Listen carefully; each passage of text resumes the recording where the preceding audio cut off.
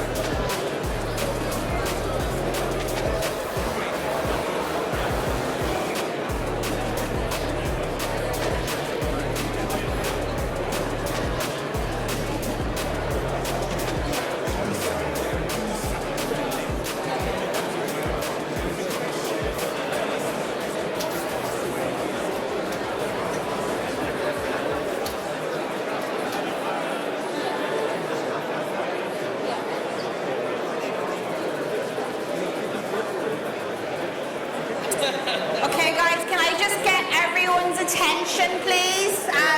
We are progressing on to the second half of the day, but before we get started with the panel, y'all so rude, don't want to listen to me.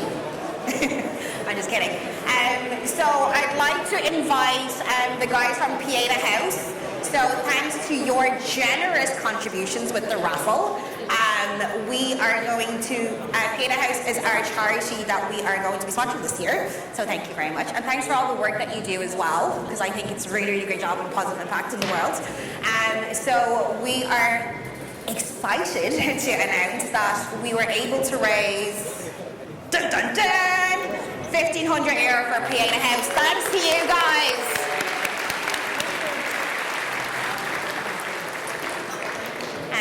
This is literally thanks to your contribution, guys, so thank you very, very, very much.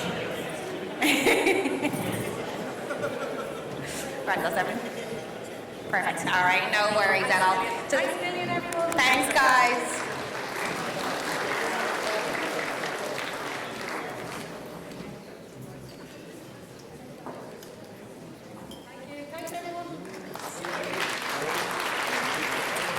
So we are on to a crowd favourite, the panel, this afternoon. So because I'm not a tech expert, Damien kind of shoves me out when he comes in, so I'm not going to introduce the speakers this time around, but I will say that it's going to be some really great conversations being held. So I'm actually going to hand you over to Damien's capable hands. Do not hurt them, they're full, they've been fed and watered, so they won't give you any trouble.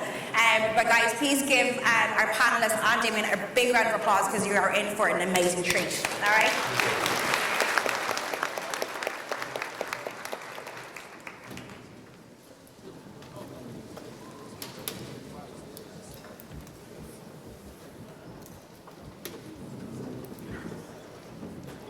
Should we order by height? Hello, all good? AV check, yep, all right, cool. Hope everyone had a lovely lunch. The sandwiches were good. So welcome to the 2024 panel. I hope you're all having a wonderful day so far. I think the talks have been excellent, and I know that the further talks will be great throughout the afternoon. So yeah, to break things up there, we have our panel here. I'm going to let everyone kind of introduce themselves, but we have Laura, Patrick, Charity, and Ronan. Some people have talked already, and some people might be talking again in the afternoon. So I'm Damien Marshall. I'm a Senior Director of Engineering at Demonware. If anyone plays Call of Duty, the beta is going to be out tomorrow. You can give it a go. That's the fun there. So you can, and I'm on call tomorrow. So if anything goes wrong, just say a few prayers for me. So the whole topic of the day has been flow.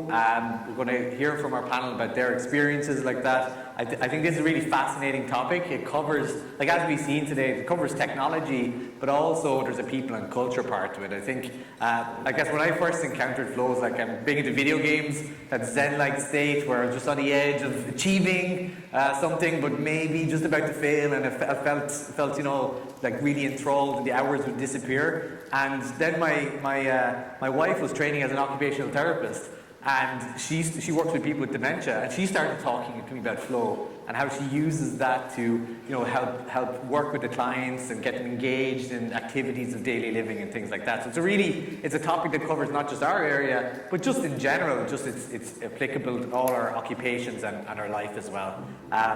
So yeah, over the next 45 minutes or so, we'll be covering a few topics. To start, what I'm going to do is do a little icebreaker. What I'd like to ask everyone is to kind of quickly introduce themselves.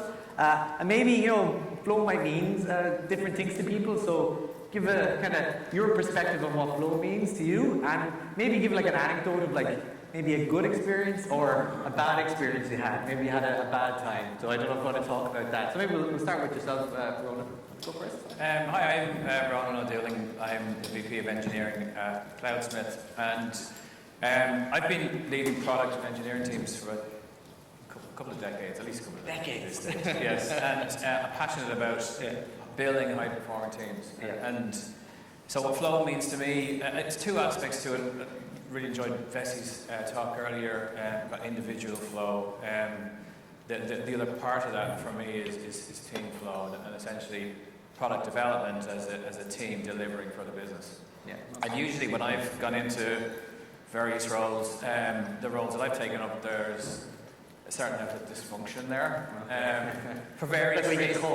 That's why they get the call. So that's what I enjoy doing. So, it may be that there is cases, maybe I'll throw out an anecdote. An unnamed company many years ago, I'll look up your LinkedIn. Yeah, you can try and figure it out. Stick it that way. So anyway, this architect, developer, credible developer, hero developer, if you like, built out most of the product, was able to respond to any ask the CEO had. Most of the rest of the engineers were in his slipstream. All right, yeah. Anyway, one day he calls up the CEO and he says, I can't do this anymore, I'm out. Yeah. And the CEO was very understanding, said, okay, come in, let's talk about it. He said, no, I'm out. Yeah.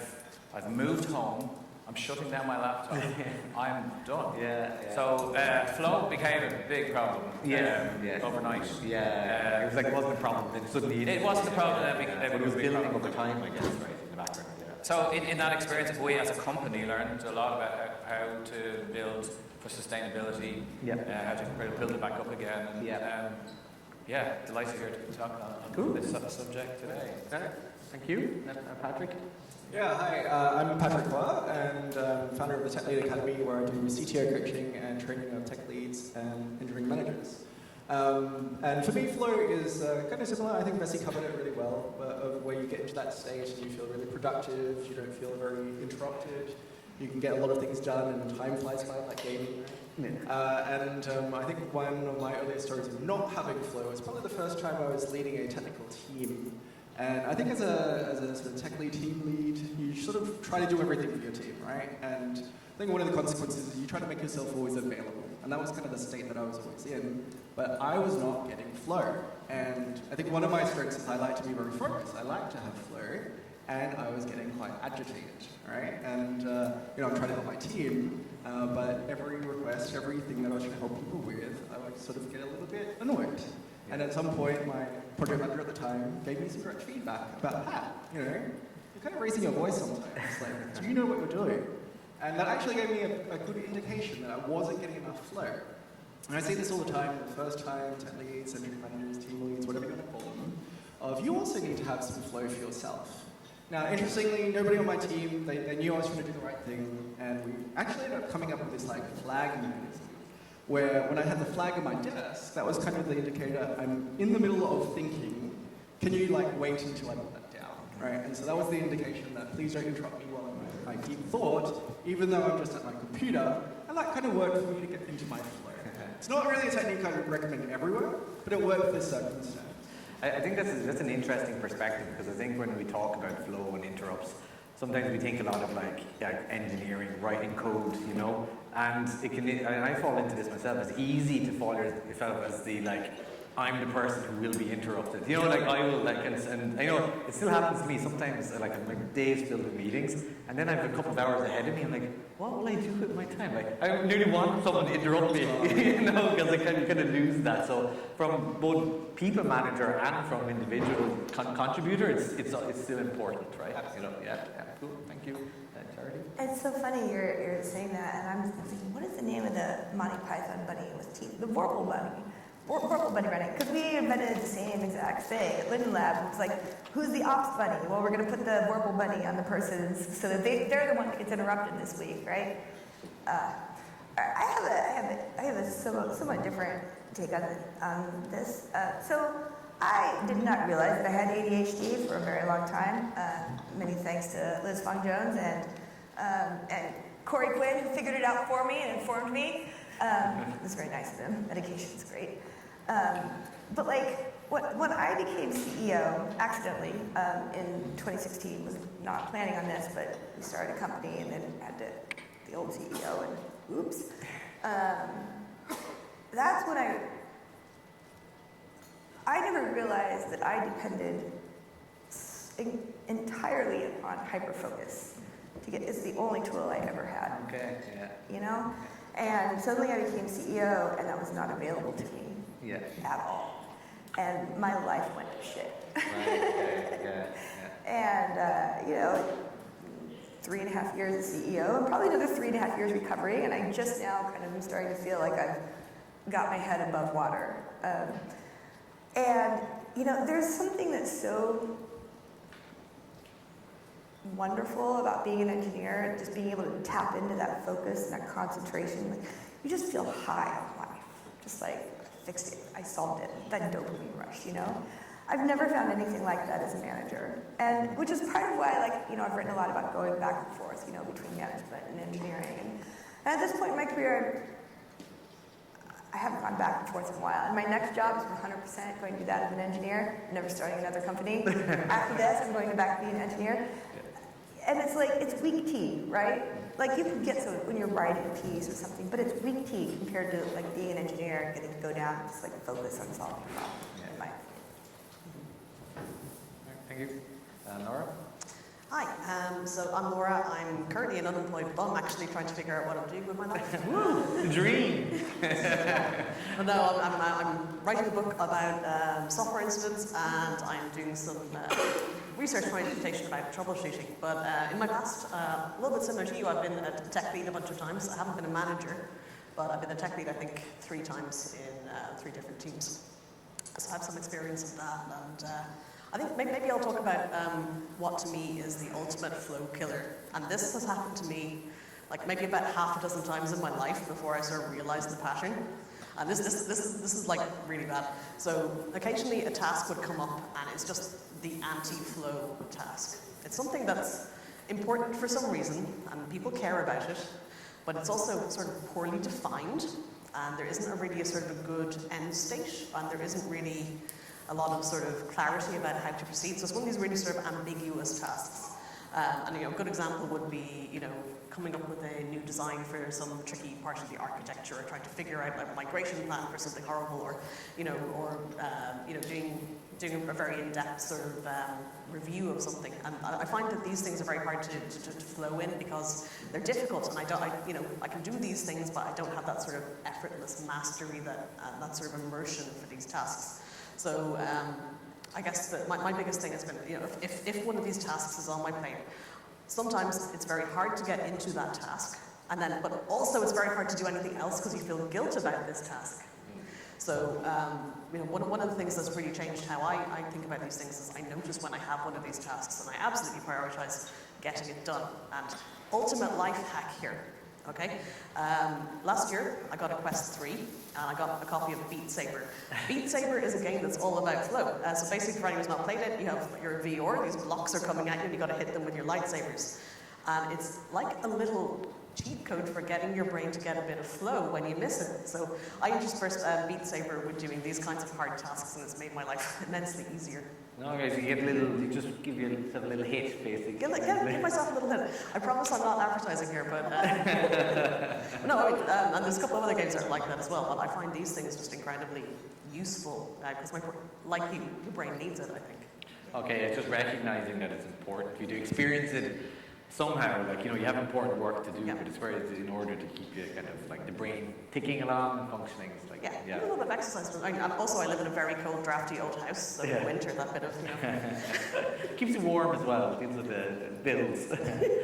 Okay, so I guess maybe we'll stay with you, Laura, for a second. So I think we kind of seen, maybe with Bessie's talk, which was really interesting as well, that a really important part of it is around culture and the company culture and things like that really contributes to that experience that you can have, and maybe you kind of touched on it as well, Ronan. So I'd love to kind of get your perspective on that. It's just what have you seen works well in a culture or an org to help the team and help the whole org be effective, but also at the same time what kind of might get in the way. Maybe you can start us off, Laura, on that. Yeah, there's a huge amount to say here, but I think the biggest thing for me would be just having a very healthy organization with good levels of psychological safety, people having a reasonable degree of alignment, having a way to resolve disagreements in a civilized way. Just having that good culture, because when you have a culture where people are unable to feel they can safely speak up or unable to, respectfully disagree with each other, then things build up and a lot of emotions build up. And I think negative emotions are definitely a thing that messes with flow pretty badly. So I think that's something to be avoided at more or less all costs. I suppose like maybe some people think that like in order to solve that, they need to put in a process, or that kind of way. Suddenly they're like, oh, this failed, but it's actually not getting to the root of the issue there, or it's actually distrust that kind of comes between people, and if that's there, then you kind of build on that, I guess, right? Yeah. So I think that's a huge factor. Yeah.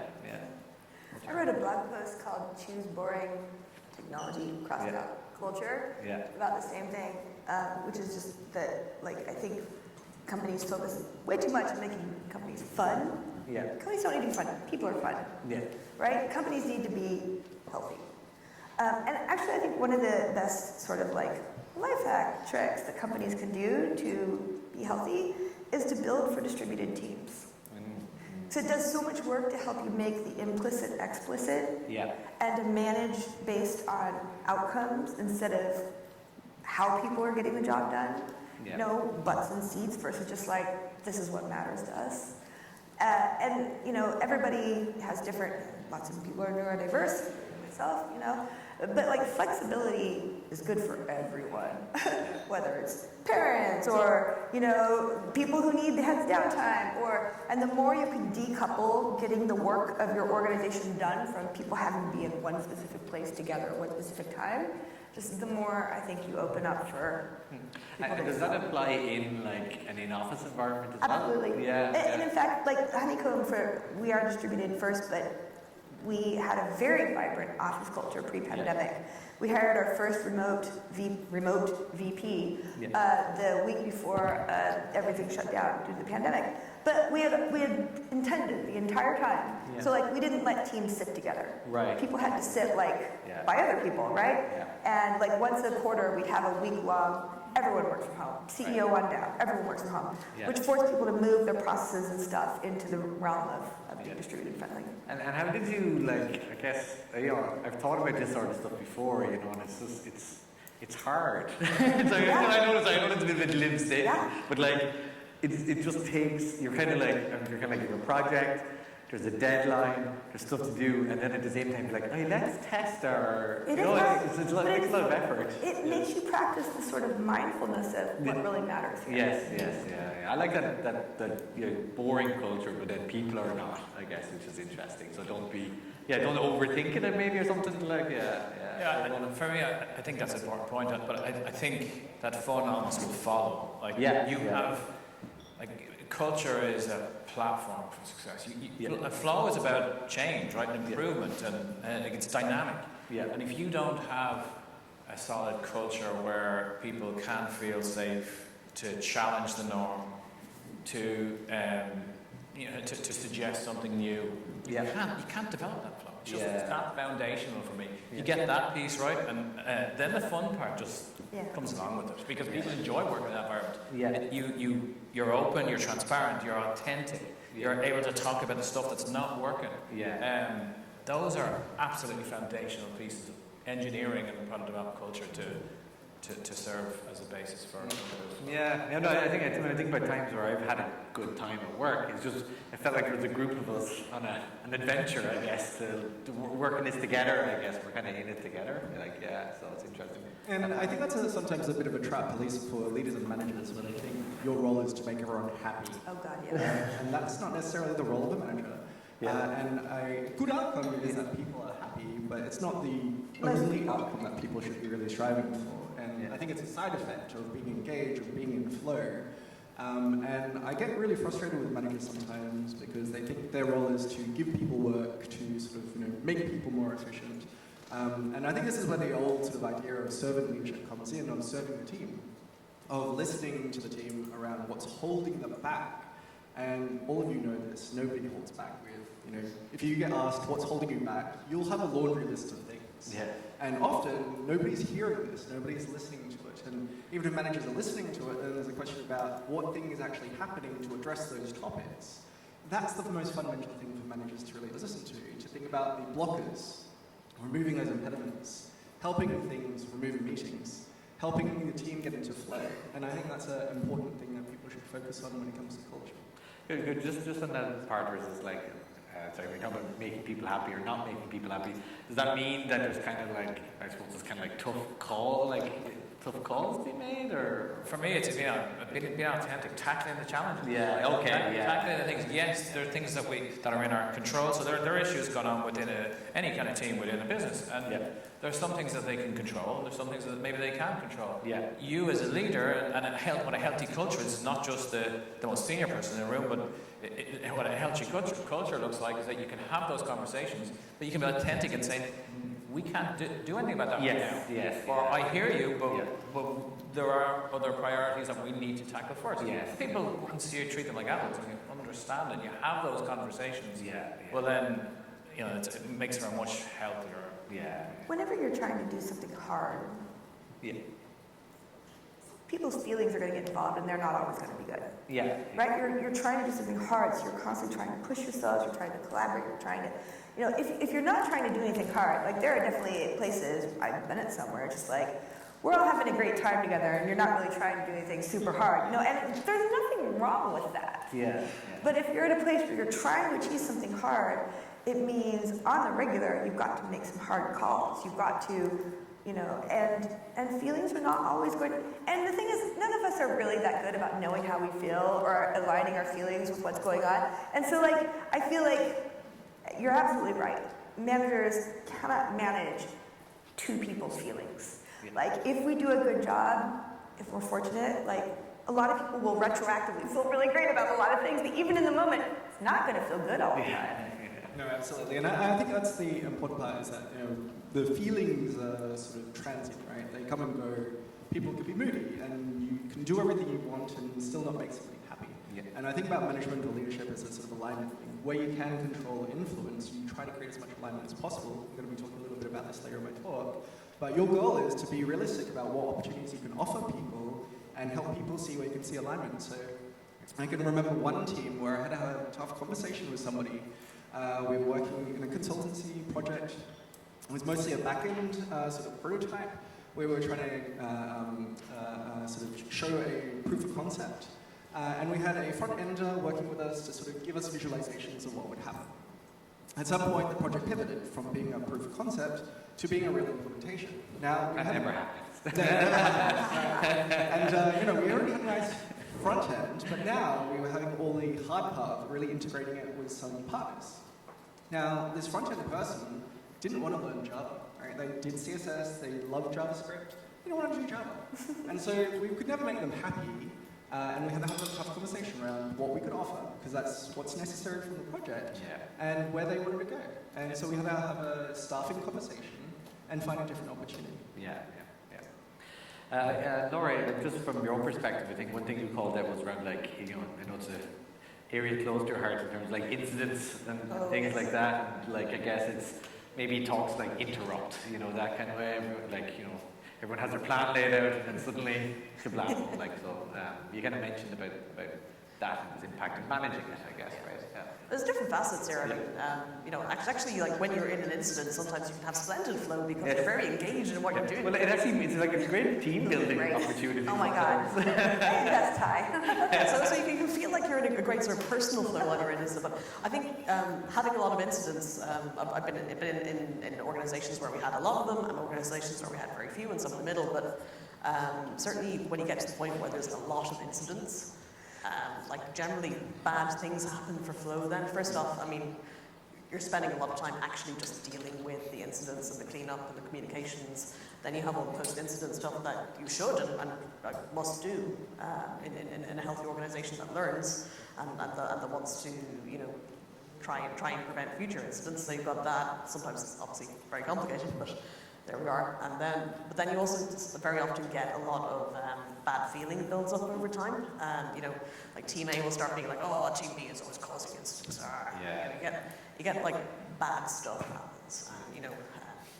Management will often also get very upset. People start getting very worried. About their own personal standings. All these things happen, and all of these things add up to so little flow that you can't even keep up with your sort of post-incident reviews and your incident action items, and you can really end up bogging down in the team. So I think that these are one of the reasons why I think it doesn't pay to do exactly what you just said, and take a prototype and sort of pivot it, or to have a service that is creaking and sort of not okay. Like, if you're in that situation, you need a plan to get out of that situation, because over time it can really, really, really mess up an organization really badly. So. And again, it generates these kind of processes that people are like, oh, I know I'm going to solve this. I'm going to, slow people down. You know what I mean? And like put in the guardrails and. You end up with like change control processes, all sorts of like heavyweight stuff. Stop! Let's slow down. We're going to be super secure and safe here. Just like grind to a halt. Yeah, just like when your service gets all locked up and you like run out of threads or sockets or whatever your limiting factor is, your organization can do the same. Okay. All right. Cool. So maybe we'll just move on to kind of more from a tooling or the technology side of things. So I guess we a lot of topics we covered here around culture. I guess what we're saying really to summarize from there is that no matter what technology we have in place, it's really the culture that underpins this, because everything just builds off that, right? That's like the key takeaway from that section. But I do think that there are kind of areas of we see a lot of like the developer experience now, engineering experience. There's a lot of technologies come from that space. Every day on Twitter you see someone saying, I will generate an app in 10 seconds from one prompt, and it's going to be amazing, and just enabling technology. So let's get a bit of perspective. Maybe Ronnie can kick off. Like, what's your take? Have you seen anything in that space? Have you seen good? Are you wary of it? Or maybe the developer experience side of area, have you seen anything? I think in general, just to build on the culture, the tools need to, and the way you use them in particular, need to support that, right? So if you're practicing openness and transparency and challenge, well then make sure you have that within your tooling as well. Yeah. We use Slack at Cloudsmith, lean very heavily into open public channels, and have a spirit of collective ownership, which has some side effects, but it basically gives and empowers people to go and make things happen, get the obstacles out of the way, and achieve fast flow. When you say collective ownership, does that mean that it's like anyone, it's like open source kind of, or inner source, is that what it's called? Not or? so much. Yeah. Although you could look at it that way. It's just that we empower people with as much information about what we need to do, where we're going as a business to do a job. Yeah. You can pick the ball up and bring it. Okay. You're empowered to do that, and to if you run into an obstacle, to find somebody else to help you and go. Right. Okay. So it helps get shit done. Right. Okay. Where it's slightly imperfect in that that we have areas of ownership as well, and that you need to couple it with specialization in areas of ownership, so you're not constantly chasing something else. Yes. So that's the balance that we strike. Yeah. So Slack is critical in that automation around how we get the obstacles out of the way. Right. We use Incident.io for example for incident management, and it's lifted a whole pile of cognitive overload when an incident happening. It just helps us along. It helps the incident commander, it provides reminders, it handles some of the communication, and it allows you to focus on the thing at hand. That to me is a great example of how we've achieved greater flow using a tool. Okay, so from your on that example, it's like during an incident, it's kind of like, there's the common stuff that people, again, under pressure, but they're like, oh God, I need to make sure to collect this data, or I need to inform this. It's kind of automated. So before we were using Slack, you'd have an incident channel, you might have Zoom, and you collaborate, and you solve a problem. Yeah. And someone would go and post customer updates and so on. Now, once an incident happens, alert kicked off, the channel is created, it starts to bring people in. It's very easy to provide updates. It summarizes what's going on in the channel, and it says, all right, this is what I'm seeing here. Well, I push this out internally to let people know what's going on. Okay, All the way down to post-incident flow and generating documents. It just takes some of that load off. And improves the flow of how we work. I think there's something similar we've been thinking about in Demon, where maybe it's related to that. We've been calling them escaped interactions. It's like escaped defects, but it's escaped interaction is where you need to go and do something manually or do something outside of the system that you're working in. Where we've been thinking about it is like if you're doing something in Kubernetes and you're using all the automation there, and then you're like, oh, I need to create a Jira ticket now and wait for a team. Then we're like, okay, that's like a bug basically in there. It's a context switch. Yeah, exactly. I need to remember. Oh, wait a minute. At this point, I need to create a Jira ticket with these fields for this team, and it's like, yeah, I'm working out. Okay. Well, I think that jumps into an example I can think of with a sort of client of mine where they're experimenting with trying to make their Confluent tool, their documentation accessible. Right? Nobody I know has perfect documentation. Right? And at some point, you kind of need to find out how that product or something about the product team, about how something works. So what do? You send an email, you send a Slack message or a Teams message, and you wait. Yeah. And sometimes in poor, unfortunate large organizations, you have to also wait for access to talk to people, which is with delays and waiting, right? And so some of those toolings in this organization are experimenting by sort of just indexing what's there. And then people can chat without context switching and tooling about like, who do I need to talk to about this topic, right? And they've had some good successes. It's not perfect, but they do have some good successes with minimizing context switching out of the IDE, with getting information that's out there. Now, one of the realizations we had is to improve that, they do need to improve the source of that information, which means investing in documentation. Yeah. But even without investing, the minimal documentation was there. They already saw some really good benefits with minimizing context switching. Okay, so just so I understand fully, it's just if it's you're getting more kind of metadata, I guess, about who to talk to. Yeah, so you don't need like, to worry about the structure of information, right? Yeah. Or like how a team has set up their documentation. You just focus on the questions that you have, and it answers back, here's what it found in its sort of repository of trained data. Yeah. And it seems to work okay for most of the queries that they have. Oh, interesting. Oh, so it's like a LLM, because I don't know. Internally trained LLM. Very good. Okay, interesting. Cool. I think that's such a wise observation. Like, there's this tendency, I think, for a long time in the industry, we're like, we can solve everything through technology. And now it almost seems like there's a bit of a backlash. We can solve everything through people stuff. And it's like, no, you can't. Like, these are incredibly complex socio-technical systems, and it's highly unlikely that you can solve any of these problems with just people stuff, process, education, culture investment, or just tooling, Yeah. You almost certainly are going to have to, figure out some combination of the two. Yeah. One of my favorite posts by Will Larson, the subject of it is, migrations are the sole scalable fix for technical debt.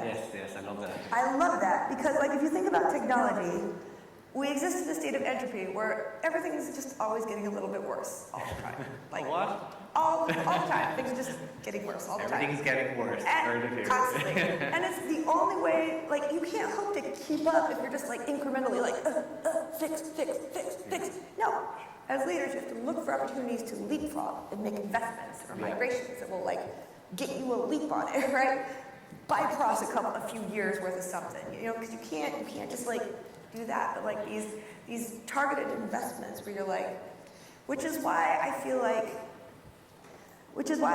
so strongly about leadership and being it's good for engineers to be going back and forth as they're climbing the ladder back and forth between a manager and staff engineer and principal and director, because you don't want to follow just one of those tracks, right? Yeah. To be a really strong, powerful technical leader, you kind of need to spend time on both sides. Well, I guess the thing is that, your skills atrophy or get stale, right? So what was working for you as a technical leader? What was working? Yeah, it's not what got you here is not going to get you there. Yeah, cool. Laura? Oh yeah, since you're talking about migrations, I agree. You need migrations, but something that I really strongly believe in is that every migration you start, you must have an end in sight. Hell yeah. You're going to turn down the old thing. Yeah. Otherwise, throw a party. Big party. Because turning a service down is one of the hardest things you'll ever do if you do it. It's a long tail. Long tail. Did I ever tell you the time of when you guys know about Unicorn Ruby servers? So we built Parsons Unicorn Ruby servers, and then we did this year and a half long painful migration over to Golang. And we spun down the last Ruby Unicorn server. So I was working at Facebook at the time, and I packed down this thing of lighter fluid and some little paper sculptures of unicorns, and we set them on fire in the quad. Yeah. It's the kind of party you need to throw to incentivize people to finish your migrations. Yeah. But if you don't finish your migrations, So you don't get the party. you don't get the party. But even worse than that. Okay, let's say I've got 3 migrations on, okay, and I want to make a change. Now I've got to think, how is this change going to interact with these 2 systems here? And then what about these 2 systems here where I've got the old and the bad? And now I've got maybe 4 paths going through, because what if my thing is going to hit the old one here and the new one here? And then you add another one, and that's 8. And yeah, I mean, you're a human, you can do 3 to 5 things in your brain if you're smart. You cannot do 8 things. So we're bad at this. So this is why many in-flight migrations, I think, are an absolute killer, because they complicate so many things so much. Yeah, and I suppose it kind of comes to realistic scoping of that migration and just thinking about the long tail and stuff like that, and just like finishing off. But it also goes to the longevity as well. I think what Sam was talking about with long-lived, short-lived teams, right? What's the incentive for someone to see something through for 3 years when an engineer wants to start with something now, right? Like they're always often incentivized individual contributor with something new, something fun. But it's going to take a while to get that embedded into the entire organization and to remove that legacy. And so I think that's the hard part, seeing the long-term game as well and seeing it through for sure. I think some of the things that Matthew talked about this morning as well, that the interactions between teams in a migration, and those 8 different, there are different roles to be played at various different junctures along that. And being intentional about how those sub-teams are going to work together and for how long is critical to getting there fast and achieving flow in doing it. And sometimes we forget about being intentional about those two. I'd like to just, when we're wrapping up, Charlie, just mention something about, I guess we've talked about like individual contributors and we've talked about managers, but then there's also like the senior engineer, right? And the relationship with flow there, because I guess it can kind of get into a similar thing where you're like, oh, my job is to be the interrupter, protector, or something like that. You'll be able to talk a little bit about that. Like, I guess, like, what does a senior engineer think about when you're some advice in that regard, potentially. Are you looking at me or Laura? Sorry, for yourself. Oh, me. Sorry, yeah. Ooh, it's such a good question. Yeah. And that's, the more you get up in engineering leadership, whether you're an IC or a manager, your job is kind of the same. Honestly, it's just, are you responsible for technical outcomes or are you responsible for people outcomes? And I think that's the way it should be.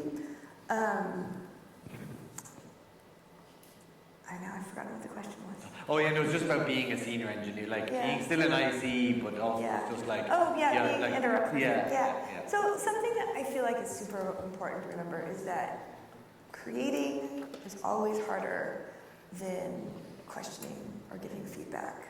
Okay. And this is something that I feel like some of us. I love being that engineer who's like the voice of God and the most senior person. Everybody comes to you for questions and stuff. But if you aren't actually spending time creating yourself, then you lose touch with how important that is and how vulnerable you are when you're creating. And if you get in this perspective where your entire job consists of giving opinions on everyone else's work, it's not a good place to be in. It's not a good place to be in for you. It's not a good place to be in for everyone else. So maybe I think that maybe it's you talked about the pendulum between like management and engineering, but maybe it's something to think about as an engineer during your career. There's that balance needed between being the opinion giver and to be conscious of that. And putting your own babies up for judgment. Yeah. Just be able to like switch around. Absolutely. It's an exercise in humility, right? Yes. Yeah. So I suppose when you talk about your own career path and everything, it's good to recognize that sometimes you need to kind of switch between the two. Yeah. Cool. And then there's a cyclicalness as well. Yeah. When you're a senior engineer, you're going to have periods of a week or two, and maybe you're trying to plan a new roadmap or figure out your quarters OKRs, or you're working on a design with somebody, and you're not going to get a lot of individual coding done then. Although arguably things like designs are for sure creating, right? But then things will go quiet for a while. The big thing I think to actually have a flow as a senior person is figure out things that you need to do and try and break them into chunks of half a day or less, because it's hard to get longer than that uninterrupted. Yeah. If you know, hey, I can do this PR in 3 hours, and then it's done, and then I can move on to the next part. At least you're not trying to sort of keep one of the places I've historically fallen apart with as well is like, I'll try and do too much in one big chunk, and then I get interrupted, and now I have to pick it up, and it's like, so small chunks, especially, deeply critical when you're a senior person, like approaching. Yeah, definitely second that, and I think it's a skill as well to learn how to break things into those smaller chunks, because I think the more senior you get, the more comfortable you have to be with these longer feedback cycles, right? A half day is a good cycle of flow feedback for a senior, but if you're a principal, maybe you don't get that half day, but like not maybe every couple of weeks or so, not every week. And compared to a very early IC where you're getting lots of flow day to day because you can get through lots of the small tasks. Compared to a manager where you get feedback every year or two, or 3 or 4. It's really hard, and I think getting comfortable with that, breaking it down into small things that you can recognize, at least some flow, some progress, I think that's a big skill to practice and develop. And share. Share for both for those that are less experienced, but also I find in the industry it's left up to ourselves to figure out how do we create focus time. Yes. By sharing that and by maybe adopting some common practices and using some tooling to create those spaces and manage meetings and have no meeting days, you can achieve better flow as an individual as well.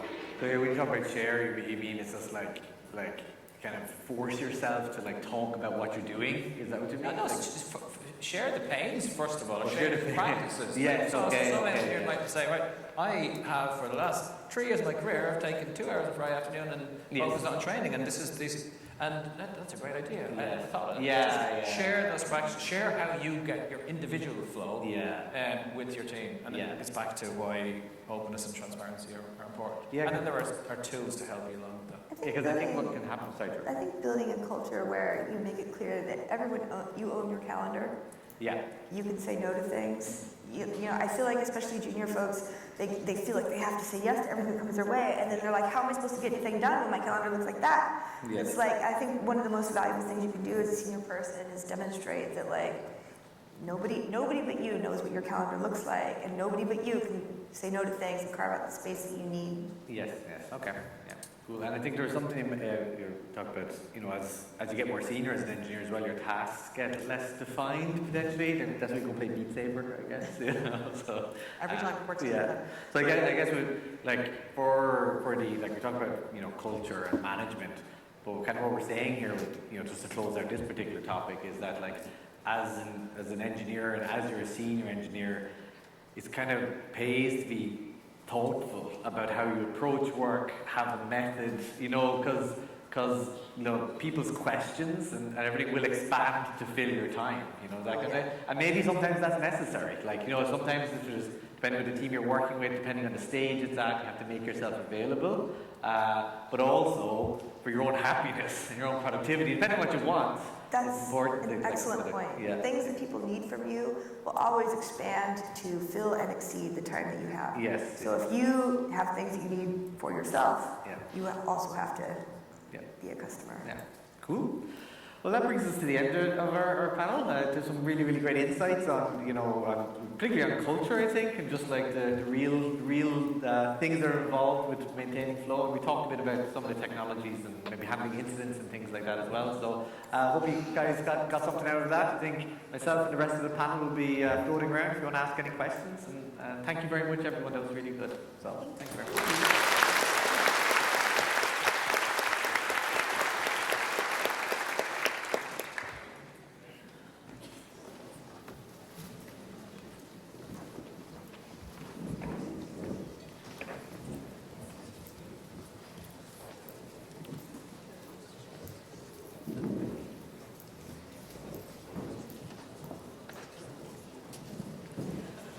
I always enjoy panels because there's so many different perspectives as well as a wealth of knowledge that's shared on stage.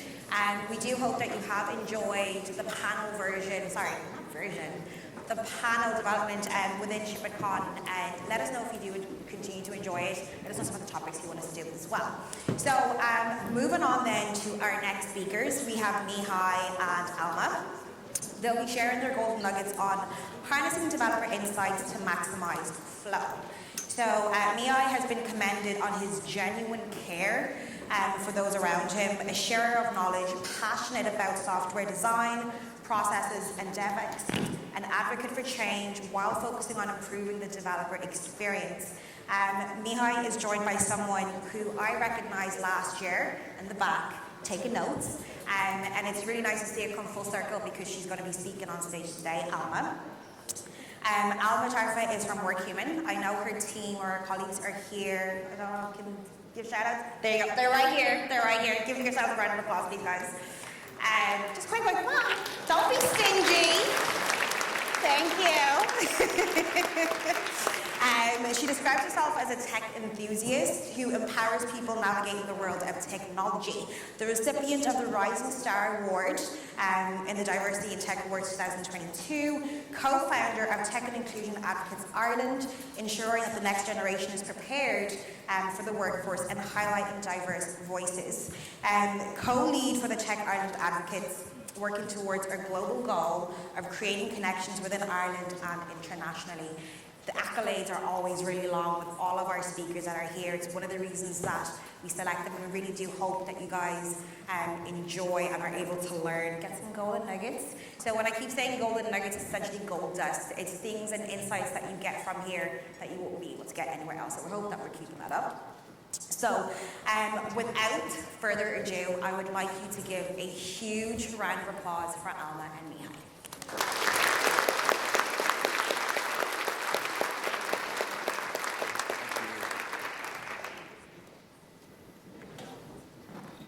Hello. So this is me. My name is Alma Tarfa, as I was introduced. I am an engineering manager in Workhuman. So there are many things I care about, and there's many phrases you can use to describe me, and these are some of them. This is my third year at TripleCon, and my first time speaking. So last year someone said to me, sure, Alma, we'll see you on stage next year. And I was like, yeah, sure. But look at me now. Who would have thought? Definitely not me. But so maybe next year you two can be on stage if you've been inspired. Cool.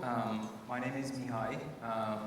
I think I'm going to have a chat with CK because she did a much better job than I could have done introducing myself. But I'm a systems overthinker, so I like to think a lot about systems and systems of teams and systems of systems and systems and etc. etc.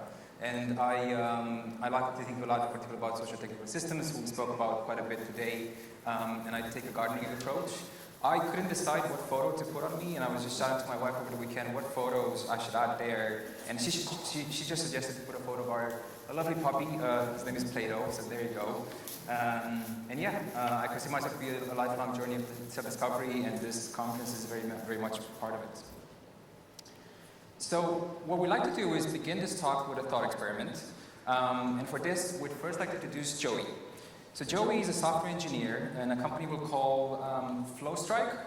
I should mention at this point that any resemblance to reality is pure coincidence. So Joey starts his day having to deal immediately with a number of alerts or problems in production. And I can almost feel the blood pressure rising for some of you. I have a feeling this is starting to feel familiar. He then checks his logs and monitoring systems to find the error reports, and there's no aggregated logs across systems, and unfortunately he doesn't have access to Honeycomb either. He works with ops on the phone and determines that the alerts are false positive. That's a relief. Going back to his work, he has to wait for a response from architecture, security, and governance for a feature completed. He has a day broken up with many meetings. Many of them are status updates. He notes that a previous feature has been approved by reviewers. He moves into another branch. That kicks off a long, nightly end-to-end test suite that's almost always read, and of course it's managed by a different team. He depends on another team's API, but he cannot find current documentation. So instead, he talks to a developer on the other team trying to get a query. The ticket to find an answer will take a few days, so this is blocking his current tasks. So we've met Joey, and now allow me to introduce you to Jane. So Jane is a software engineer in a company we'll call Cloudflow. So Jane starts her day by checking Jira and attending stand-up, where she clarifies her tasks. She notices the dev environment is auto-updated and the CI/CD pipelines are green. She goes to pull down the latest code to make a change, which is quickly validated by deploying to a local environment and running unit tests. She depends on another team's API, so she quickly finds the documentation and the API spec through a developer portal. She still has some questions, so she hops on a call and gets help from a developer on the team. She then focuses on her work for a few hours without any interruptions. She takes a break, grabs a cup of tea, and plays ping pong with her colleagues. Before she logs off for the day, she commits the code changes she was working on, which then passes a number of automated checks before being deployed to production. The change is gradually released to users, and business and operational metrics are monitored. So all I have to say is that I'm thoroughly impressed by all Jane is able to accomplish in a working day. Cool. So if I was to guess which example you relate to, it'll probably be a mixture of both. I sincerely hope that your experience is closer to the one Jane has, but chances are that many of you have been in Joey's shoes more than once and have experienced elements of his day. In fact, research conducted by a company called DX and Atlassian, who you all know as the makers of Jira and Confluence, earlier this year shows that close to 70% of developers, that's 2 out of 3 developers, lose 8 or more hours each week due to inefficiencies. And for a company with just 100 developers, that's a staggering $1.85 million lost each year. I think Matthew and I may have to reconcile our numbers, but they're close. I will leave it to you to figure out and do the math depending on the size of your organization. And this obviously doesn't take into account the other costs, such as burnout, attrition, how satisfied people are with their jobs, how engaged they are, etc. And so we asked ourselves, why does this happen? What's going on here? It feels like we're sabotaging ourselves. And while we could choose to attribute this to all sorts of different reasons, and I'm sure you all have ideas about, based on your own lived experience about the dynamics at play, which I'd love to discuss later, we think it's because of a few reasons. Organizations have a natural tendency towards homeostasis. This refers to the process of maintaining balance and stability in response to internal and external events. So interestingly, this comes from biology, and it suggests that just as living organisms strive to maintain equilibrium, organizations also seek to preserve their established norms, practices, and structures in the face of external pressures and internal disruptions. And this tendency manifests in organizations through resistance to change, which can be seen in the reluctance to adopt new technologies, change ways of working, or shift cultural norms even when conditions demand it. Organizational inertia, or entropy, this can creep in over time as orgs develop routines, systems, and cultures that can make it difficult to adapt quickly to changes in the environment. Culture is often deeply ingrained and self-reinforcing. Yeah, you often find people within companies that act in ways that sustain existing culture and norms rather than iterate on cultural principles and values to meet the evolving needs of an ever-changing environment. Control systems, so these are things like policies, procedures, performance metrics that help maintain stability and predictability. These systems are designed to ensure that things run smoothly and that any deviations are quickly corrected, but have the unintended consequence of reinforcing the status quo. Feedback loops, which we heard of earlier as well, so in this context are things like performance review, financial audits, regulatory compliance, you name it. All provide feedback that can prompt adjustments to keep the org on course. And last but not least, leadership and decision making. Leadership in orgs often aim to maintain a balance between various competing priorities and interests. And at times, leaders may prioritize stability and continuity over disruptive innovations, especially if the latter poses a risk to the org's established ways of working. And it's important to remember that while homeostasis can contribute to org stability, it's very much a double-edged sword. An excessive focus on maintaining the status quo can lead to rigidity, making it difficult for orgs to innovate, adapt to new challenges, or seize emerging opportunities. It goes without saying, the most successful orgs, certainly the ones that I've been part of, find a way to balance the need for stability with the ability to change and evolve when necessary. Second, we have learned helplessness. This is a set of behaviors where we give up on escaping a painful situation because our brain has gradually been taught to assume powerlessness in that situation. And a classical example of this, you join a new company or a new team, you observe something that can be done better, and you're faced with a first source of learned helplessness. And this could be a colleague of yours, or even your manager that teaches you it's a normal situation at this company. Many quarters pass, and the situation repeats itself many times, and I'll leave it to your imagination to figure out what happens next. The best way to detect learned helplessness is to listen for these words. This is Admiral Grace Hopper. She's a personal hero of mine. She's a pioneer in computer programming and the inventor of the first compiler. She's someone that we all owe our livelihoods to, so I think we owe it to her to listen. She said this many times. The most dangerous phrase in the language is, "We've always done it this way," or "That's never going to work here." That's what learned helplessness sounds like, so watch out for that. And last but not least, the iceberg of ignorance. Now, while the numbers on the right are not super scientific, the iceberg is still a very good analogy of problems being hidden under the surface. And it's worth noting that these problems can be hidden willingly or unwittingly. And I would argue that executives and people, organization leaders shouldn't necessarily be preoccupied with all the problems frontline staff are experiencing. I think we can all agree to have bigger fish to fry. However, the point still remains: if you work in an organization that has, like in this case, 4 layers, the people at the top of the org only see a very small percentage of the problems frontline staff are seeing. So what can we do about it? Well, the first thing that comes to mind is to try and debunk the myth of qualitative data, qualitative metrics, specifically that qualitative data is subjective and unreliable. So, some of you may be familiar, may have heard this from Peter Drucker. He's often referred as the father of modern management. He said, you can't manage what you don't measure, or you can't improve what you don't measure. And I have personally quoted this many times in the past, without even second guessing it. In fact, it is actually one of the quotes most frequently attributed to this great man. The most frequent one, in case you're wondering, culture eats strategy for breakfast. And because both quotes are attributed so frequently to Drucker, archivists at the Drucker Institute decided to do an exhaustive search through all his writings and speeches to see when and in what context Drucker penned and or spoke these words. Turns out there's no evidence whatsoever that Drucker ever wrote or spoke the phrase. In fact, it was Deming, the father of the quality movement, which we heard of earlier, and often credited with revolutionizing Japan's industry post-World War II, who said it.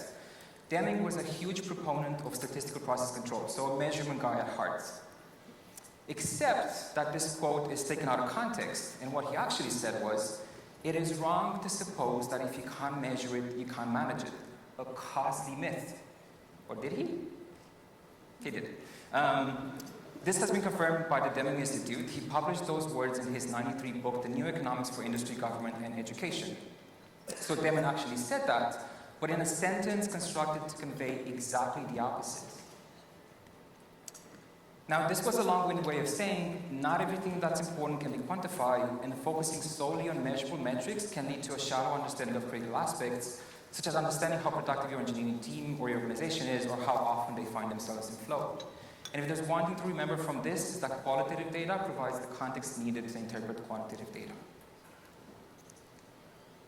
So Mihai has done a fantastic job of painting the picture of why and how interruptions to flow tend to occur in organizations, and how the insights of our people or developers have the key to realizing our biggest obstacles and doing something about it. So we want to leave you with practical tips that you can use in your day-to-day. And in order to do this, I want to bring this a little bit closer to home, and I would like to introduce you to my team and some of the work we at WorkHuman have been doing in and around developer experience. So I am the proud engineering manager of a mobile team. We consist of a principal engineer, 2 native Android, 2 native iOS, 1 Android developer moving to backend, 3 QAs, and an intern that's finishing up today. So about a year ago, our primary method for gathering feedback from the team was through retrospectives and one-to-ones. This method was working well, but not all paper cuts or frustrations with the development and deployment process was captured in retros. And unless I hopped into a one-to-one with someone on my team while they were having a particularly frustrating day or week, I wouldn't know all the issues that they've had or since we last met. So towards the end of last year, and by the efforts of some developer experience advocates, we completed the procurement process for a tool called DX. So this quote was chosen deliberately because it's from Abhi Noda, who is the CEO and co-founder of a company called DX. So DX is a developer intelligence platform or surveying tool designed by leading researchers such as Nicole Fostrine and Margaret Story. It gives you insights into developer productivity and developer experience across teams and departments. So DX is truly a powerful system. It has the ability to raise the #1 area your team would like to see improved. It gives you strategies that you can use to improve them, and you can easily see what are systemic issues and local issues across multiple teams. So in case you are wondering, I am not getting any commission from DX. I just think they're awesome.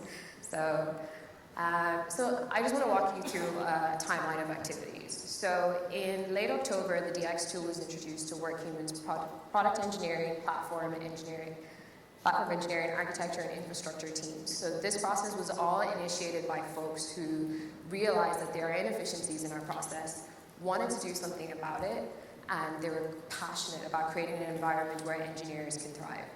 So in early November, the first snapshot or survey was closed and the insights were evaluated. So for the whole organization, documentation was number one. But for my team, the mobile team, deep work was the number one area that the team wanted to see improved. So deep work is defined as the ability to focus on tasks without distraction. Deep work is achieved by minimizing interruptions and context switching, as well as fostering an environment in which engineers are able to manage their time. So due to holidays in December, the proposal to improve deep work was drafted in January and shared with the team for feedback. So I can recall very, very few moments in my team where I've seen pure joy, and showing the details of this proposal was one such time. Most of the strategies we chose to adopt were quick wins, so like reassessing recurring meetings, adopting no meeting days, and preferring asynchronous status updates.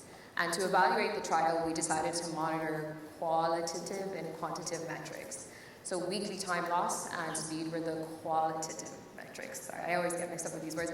That we monitor because those are perceived values, and deployment frequency and mean lead time for change, or lead time, were the two-door metrics that we were monitoring. So those were the quantitative metrics we monitored. So in February, I surveyed the team about their thoughts on the trial. There were concerns around the asynchronous status updates, which we then addressed. So on the team now, we enjoy very little to no meetings on Mondays and Wednesdays, which has been amazing to actually helping us get work done. So what I hope I have done by showing you this timeline is to show that it's very easy, or it's pretty quick enough to get insights from your developers if they are truthful and if they feel safe to share their frustrations. The real work lies in what you do with these insights, which can be seen by 4 events in this timeline. So to wrap up what can be done about it, I'd like to share a quick methodology called Improvement Kata and map them to the process we followed in my team. So Improvement Kata was developed by Mike Rother, who introduced it in his book, Toyota Kata. So this is just a method to help organizations make small, consistent improvements and solve problems efficiently. So it follows the methodology of plan, do, check, act. So plan, so you create a challenge or a goal or an objective that in your work, if you achieve it, you will be able to help the organization move towards its vision.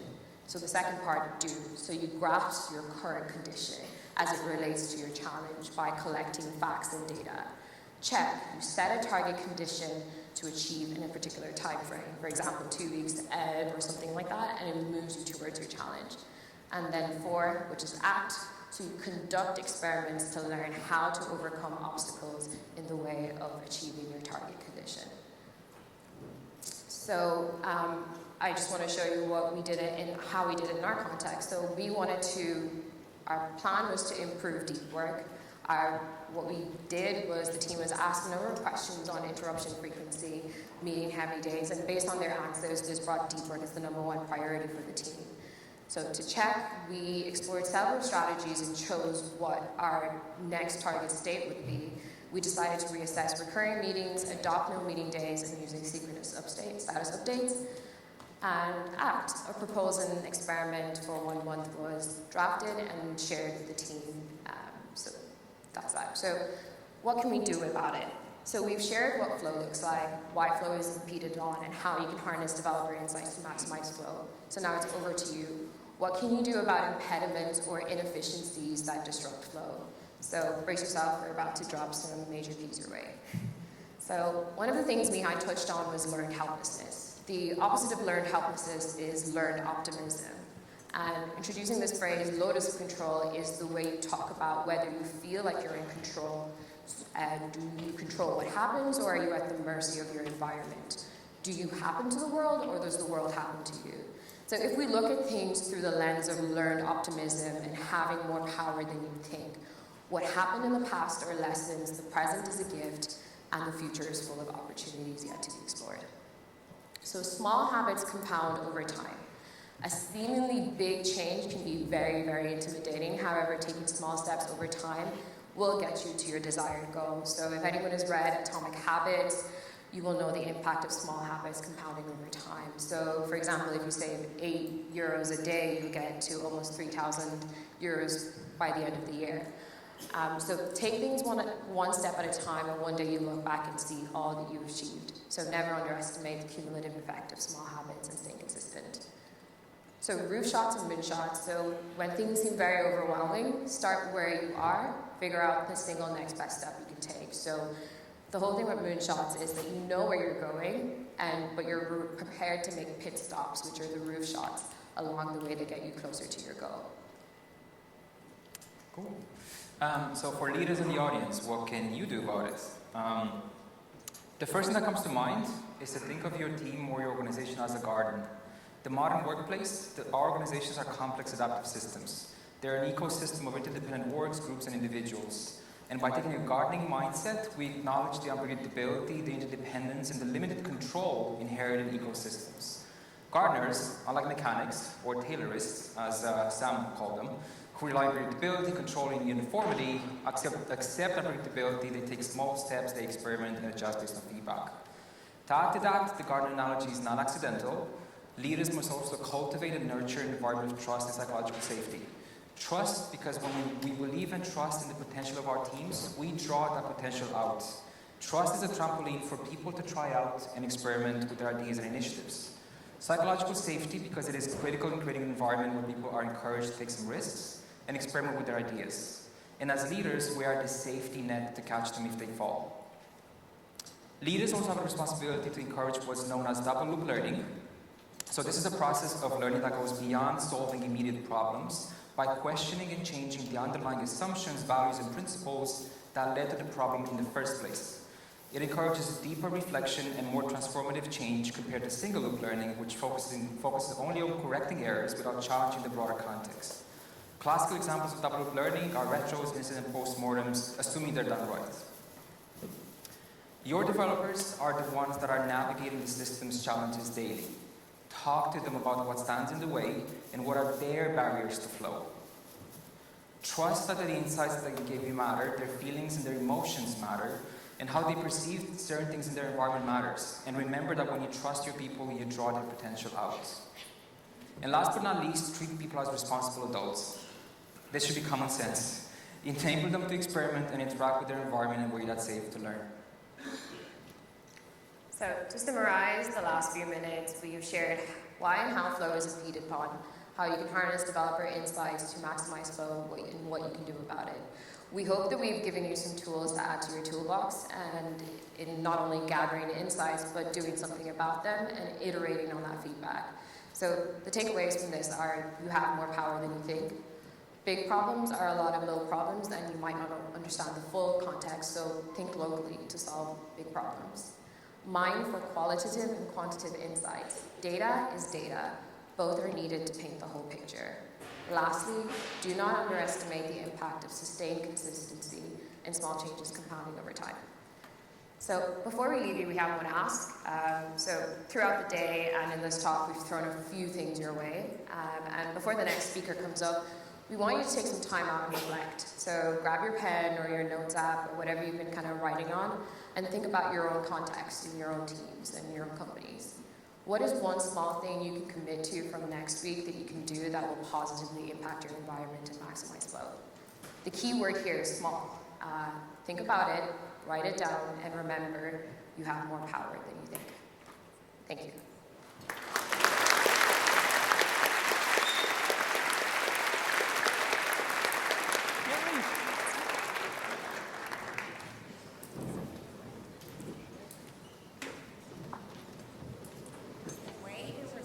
Smooth with that entire presentation. Well done, guys. Well done. I'm excited to introduce our next speaker just before we take another little break, because I know you guys are getting tired and you're like, I'm ready for the after party soon. Our next speaker, I'm going to call him the Don, because I already used the GOAT for today, because they've described him as the Oracle of AI.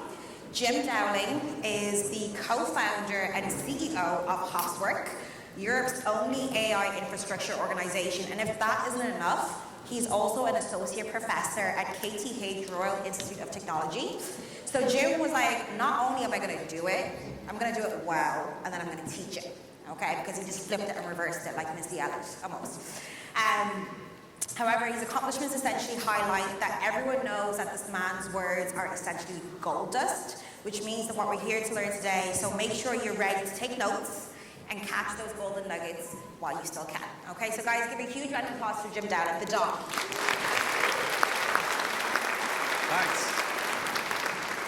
Thanks, it's great to be here back in Dublin, my hometown. I think this is the Mansion House. It's actually, last time I was here, I had tea with the Lord Mayor.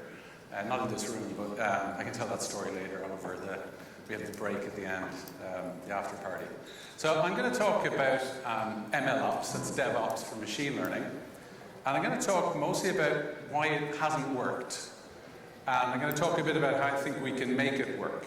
So there's not going to be as much flow because MLOps hasn't helped us ship AI systems. You know, if you want to get started with AI, you might do a Kaggle course and you think you're doing great and you go to Fast AI. But then the step to go to production is huge. And the evidence I say for why MLOps has not worked to date is that 48% of all AI systems in 2024 don't make it to production. That number has barely moved in the last 4 years. And we've had MLOps for 4 or 5 years. I think the problems are organizational, architectural, tooling, and I could dive into any of them. I'm going to talk primarily about architectural issues. And I'm going to talk about data. That's the hardest problem in AI. And if you're curious what MLOps is, this is what academia, and I do have an academic background, this is what academia tells you. I'll tell you what industry tells you later. It's almost as bad. So often you'll have a ship at scorecard. So I work with a company, Hopsworks. We help companies operationalize machine learning. And you go and talk to them, and you say, well, you know, how long is it taking to go from an idea to a deployed model? And the answer is normally, well, we're not that far along yet. You know, we're working, and we've got to fix our data. And they say, well, when you get code, you want to push it and go live. How long does it take? Well, do you mean push it to GitHub, or, you know?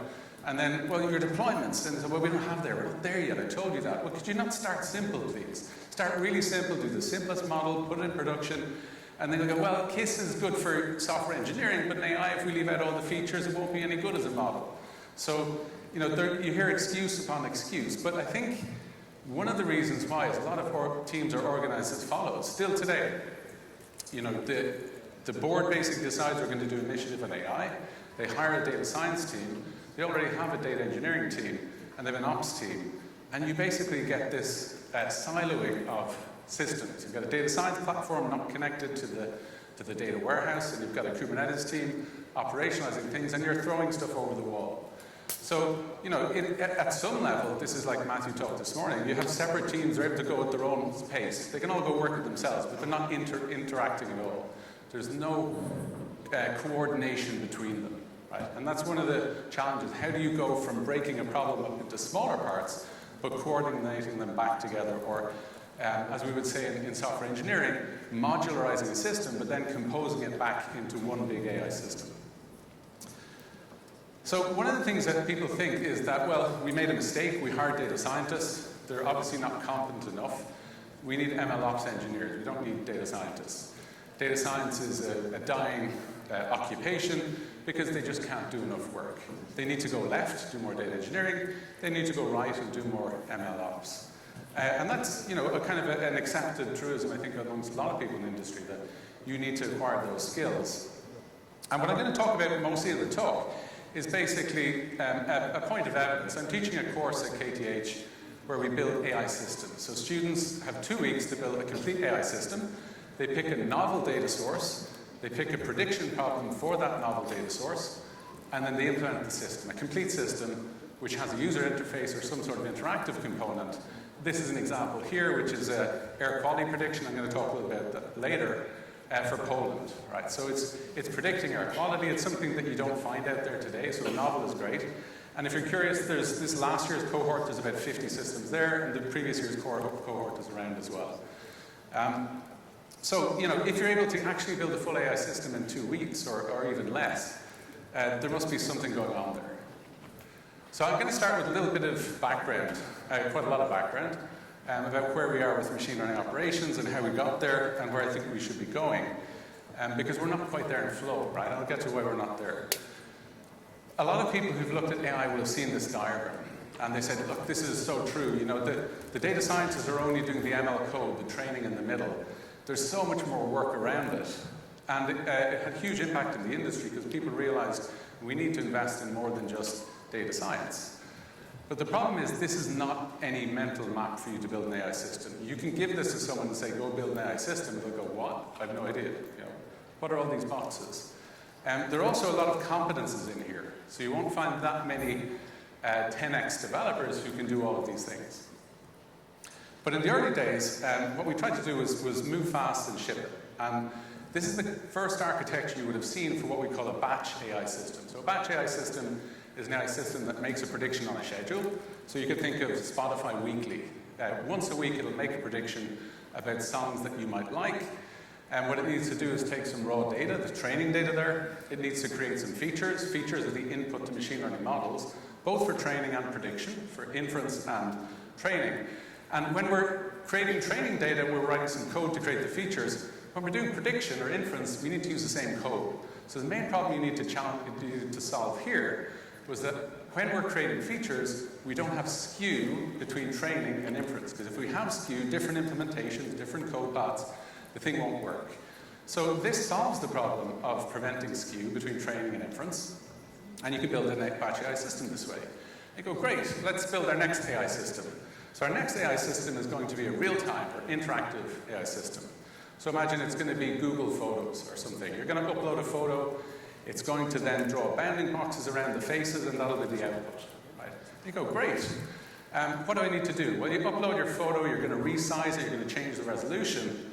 That's creating features. That's the creating features. But we need to do the same in training as we do in inference. So how will we do that? Well, we could version the library, make sure that the model that's trained with that version of the library, the same version is used in inference.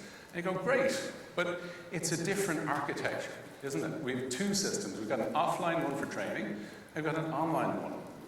Two separate systems. You bring someone in there who's done a batch AI system, and they're kind of going, I have no idea what this is. The next AI system you want to build, it's credit card fraud prediction. A credit card payment has the amount of money, the credit card number, the merchant number, the location, the category of payment. And you say, well, how am I supposed to predict fraud with this? I need to know how many times the credit card is being used. I need to know if there's fraud happening in this general area. I need history of this credit card. I need context about fraud happening in the area. How the hell do I do that? Well, why don't we store historical data about usage of the credit card in this thing called a feature store? And now when we need to make a prediction, we can take the credit card number, look up all of that history, all of that context, and have a richer feature vector to make a prediction with. And you go, great. But again, it's more complex. Now we don't have two pipelines, training and inference. We've got training pipeline, feature pipeline, inference pipeline. So it's a more complex system. And you might think, well, you know, this is you old school AI dude, like what about LLMs?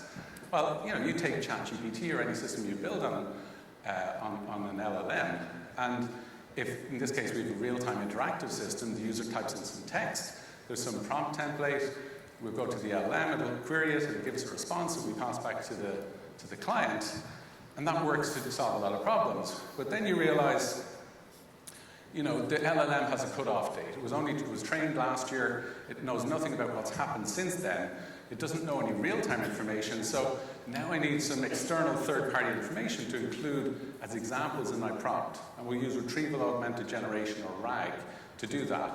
And a lot of people use vector databases to do this. And now we need to have a different pipeline. This is the vector embeddings pipeline. It's going to create the vector embeddings, put them in the vector database. We're going to look them up at runtime in our inference pipeline. We'll call it an agentic inference pipeline because that sounds much cooler than an online inference pipeline. But it's the same basic principle. Now, at this point, you might be thinking, like, you know, I've switched off at the first example. You've like shown me so many different architectures, and I could write a book, and the book could be, you know, a cookbook for building AI systems. Here's 10 different architectures for 10 different systems, and this is how to build an AI system. Pick the one and learn it for the next project. And you might think, well, that's not really a good idea because there's not much learning. It's hard to build systems from that. And you might say, well, I'm going to go to Google What did Google say? This is Google's reference architecture today for building a real-time AI system. Not even batch, this is just real-time. And there's 24 boxes. So if I go back to my course and said to my students, we're going to learn how to build AI systems in my course, there's 25 boxes. In order to get started, we've got to get all 25 boxes done. There's testing, there's production, this is proper coding. This is why people don't make progress, right? And the skills you need to do all of this are obviously distributed across many different competencies, from data engineering to data science to operations. Honestly, this is designed for and loved by consultants, because of course, you're building an AI system, it's going to need to bring in all my guys here and these girls and get it all going. You might say, well, Databricks are much better than Google. They suck. This is Databricks. They're much better. They do dev, staging, and prod. There's 35 boxes here. And this is, it's the same thing. How do we do there's no DevOps. This is the software lifecycle development model. And this is Databricks for MLOps. And they say, well, large language model operations, we might call it LLM ops now. That's a different diagram. Okay? Now, it's not funny that we're not making progress putting AI systems in production if this is the leadership we have in our field. What I'm going to talk about is an architecture that we've been promoting for building AI systems, and we think it works, but I'm going to go through it. So it's based around this notion that when you're building an AI system, you have to care about data first and foremost. So you may have a static AI system, like an LLM-based one, with there's no input data. We just need to put in the prompt, we get back a response, it makes one-off predictions, or just makes predictions with the model. They're very simple, very little added business value. We looked at batch data AI systems, so Spotify Weekly or our LLM system with RAG, they add a bit more value. And TikTok is right at the top. TikTok, as you swipe, as you click on videos, within 2 to 3 seconds, it's learning to adapt its recommendations based on your behavior. It doesn't actually train a new model, it just updates the activities you've made as features in the feature store, and then it retrieves them in real time.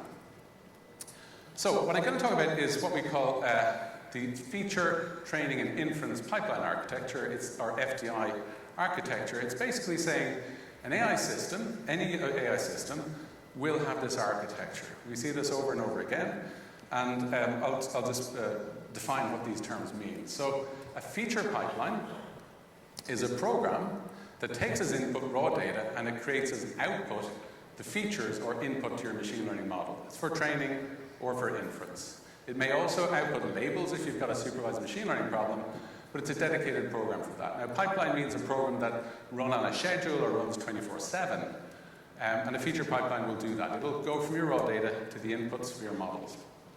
The training pipeline will take these features that you've created in your feature pipeline and the labels if it's supervised machine learning. It'll train a model, and the output will be a trained model. So you've got clear interfaces now. We're able to, so if we go back to Matthew's talk this morning, we're able to modularize our system so we can have somebody working on a feature pipeline, somebody working on a training pipeline, and the inference pipeline will take our trained model and input features and make predictions. That's the output of the system. And when we go back to, I think Sam Newman had a nice talk this morning where he talked about the 3-tier architecture, database, business logic, and then the front end. As I showed you before, there's 6 different architectures there. There's no agreement in our community on this 3-tier architecture. Sam's point was that, hey, how do we divide up our teams? Are they horizontal or are they vertical? Well, you need to start with an architecture. Unless you have agreement on the architecture, then putting your teams together becomes more of a challenge. So this is a really good architecture, I think, and we've seen it implemented over and over again at larger enterprises, and it works. Now, you may look at this and think, okay, I've got 3 independent pipelines. They can run each at their own independently. They can be developed independently. I can even use different frameworks to implement them. And you say, well, what would I do for a feature pipeline, for example? Well, you might implement it if it's small data with pandas or polars or DuckDB, and it's batch. If it's a batch program and you've large data, maybe Spark or a SQL data warehouse. And if it's streaming or real-time data, maybe use Flink if it's big data, or BiteWax or Feldera if it's small data. So this is great. I can kind of pick the technology I want. But to compose these things together, so modularity is one part, breaking up your AI system into 3 different parts, feature, training, and inference pipelines, we still need to be able to compose them together. These are not microservices, right? We're going to talk about in a second, but we're going to connect them with a stateful layer. Now, just another objection you might have is to say, well, there's more than just feature training and inference pipelines. Yes, there are, but they all fall into those categories. So those classes of feature pipeline can be streaming or batch. It could be a feature validation pipeline or a vector embedding pipeline. And similarly for training, you may validate your models. You may do these as separate pipelines, but they fall into those classes of pipelines. So how we're going to connect these pipelines together is with a stateful layer. So each pipeline can run at its own cadence in its own technology. There will be a well-defined interface for outputting the data. So it can be a data frame. This is tabular data. The training pipeline will read the tabular data and output a model. And that model will be stored in the model registry. And then the inference pipeline will read the new data. It's either going to come in real time in a request or pre-computed from a feature store. And then it'll make predictions with the trained model. So that's how we're going to connect these together. And this is not, so I know there's a lot of microservices people here, but this is a different architecture. But because this is a data-centric platform, this is how you're able to actually have different technologies connected together and running independently. So let's look at an FTI pipeline architecture for a large language model system.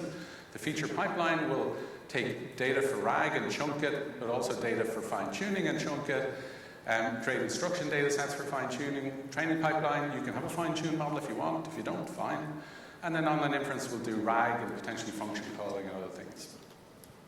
Now, I work at Hopsworks. What we do and we provide here is we provide two main abstractions for storing this stateful layer. We have the feature group, which are tables of feature data.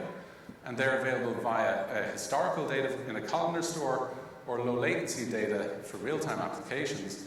And then we have a view. The view is a selection of columns from all of these tables that make up your model. So every model you'll have a feature view, and that will ensure that there's no skew between our training and inference when we're using them.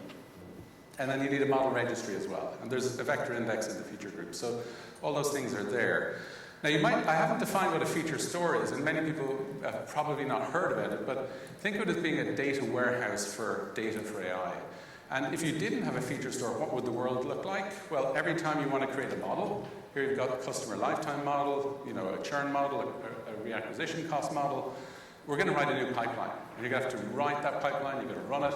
There's going to be huge redundancy in computing of features. We see massive reuse of features in different models. Popular features, like in banking, you have customer lifetime value features and many other ones that reuse across many different models. So what the feature store means is used for is this place where we can store the data, just like a data warehouse, and you have pipelines feeding the data in there, but then when a model is trained, if the features are already there, you just reuse them. You don't have to write a new pipeline.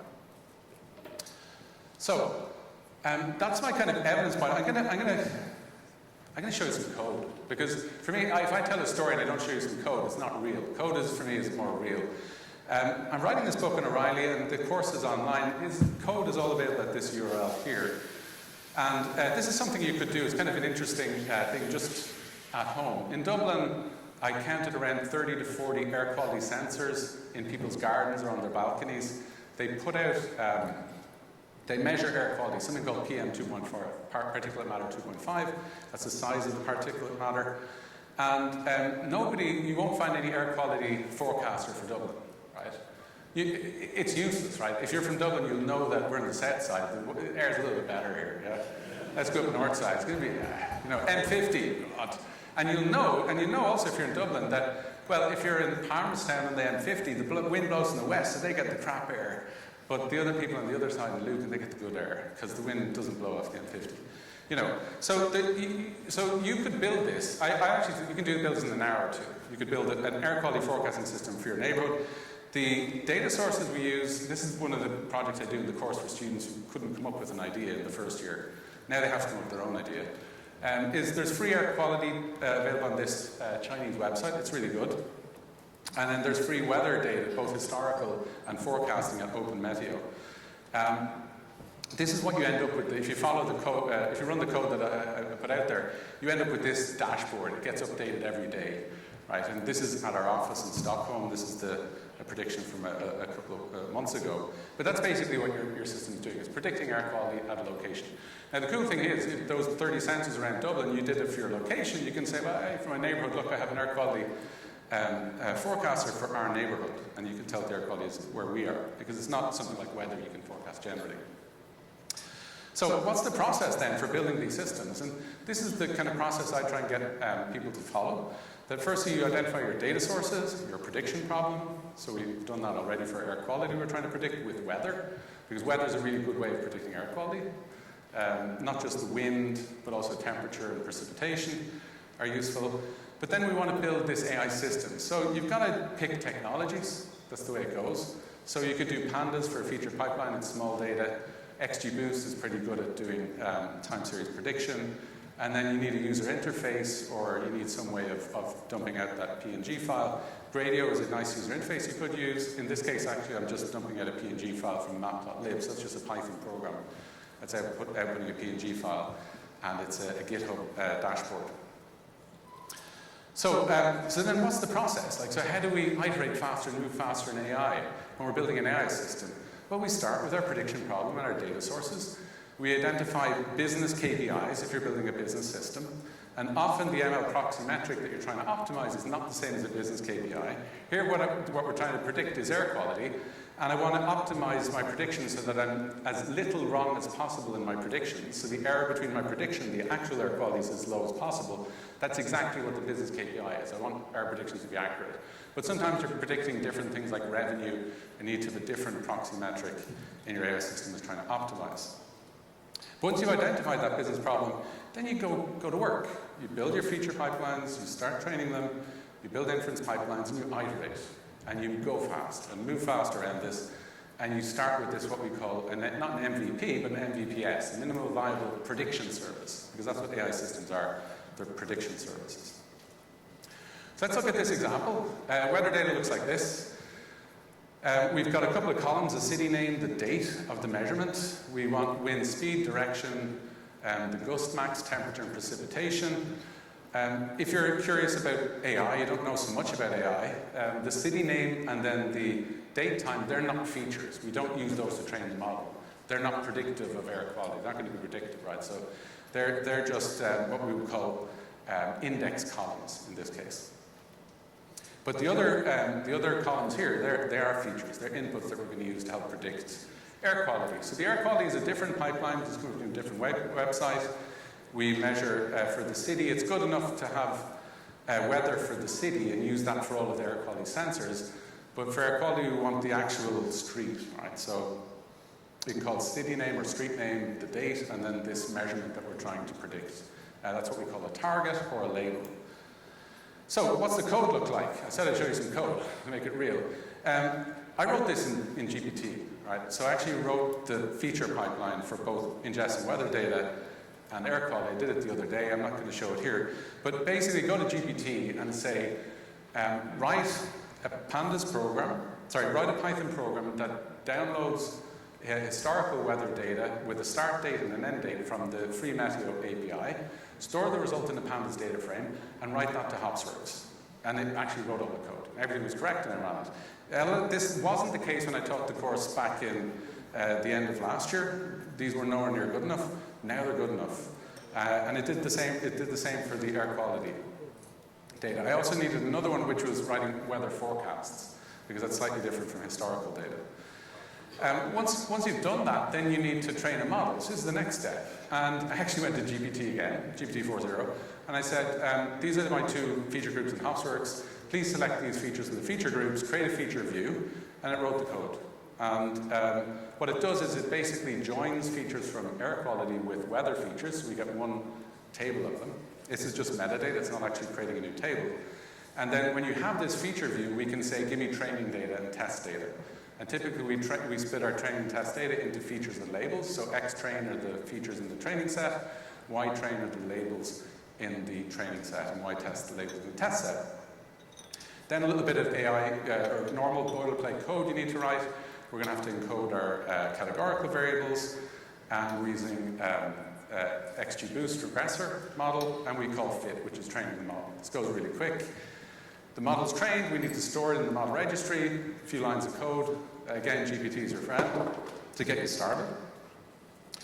And then finally, we need to write the inference pipeline. We want to make some predictions. So again, I get back this feature view, I get the air quality for the weather for the next week, and I get my model downloaded, and then I say, predict the air quality based on these features from weather, and then I plot the results as a PNG file and save it, and you're done. That's your AI system, right?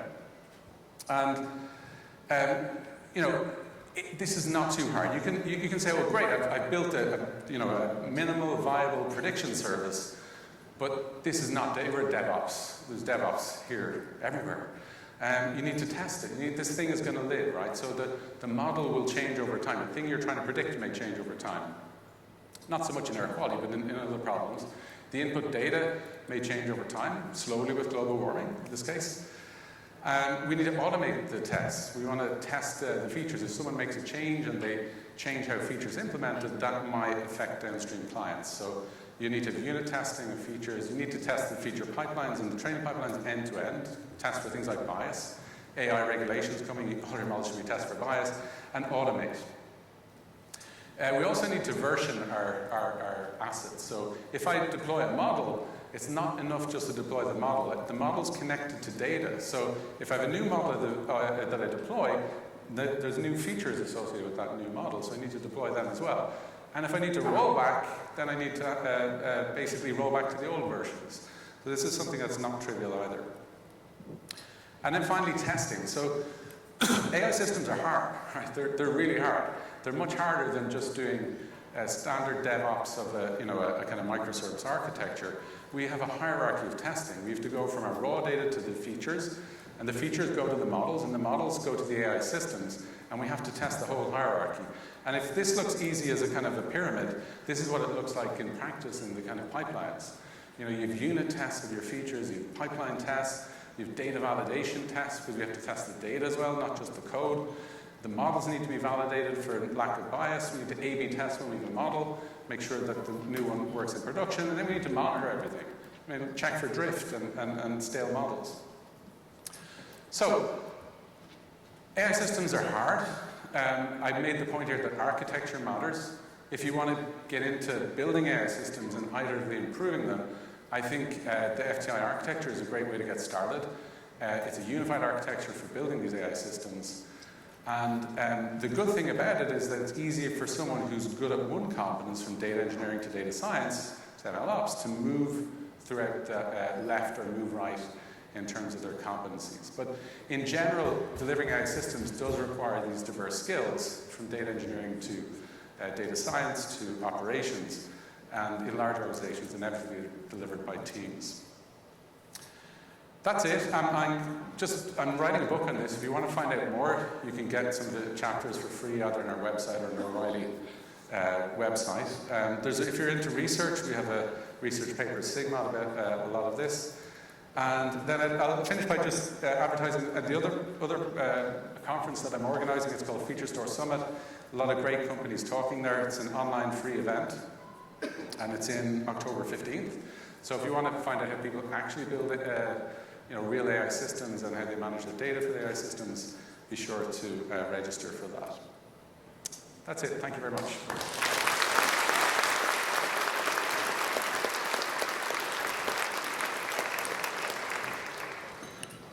Okay guys, we're going to take a quick 15-minute breather. I also just want to remind you that we have a squishy mask competition. This is your last chance to enter it. And the prize is €100. So I don't know about y'all, but my pockets are light. So if you don't do it, I will. And we'll be back in 15 minutes, like I said. So guys, enjoy, and we'll be back for our last speaker for today.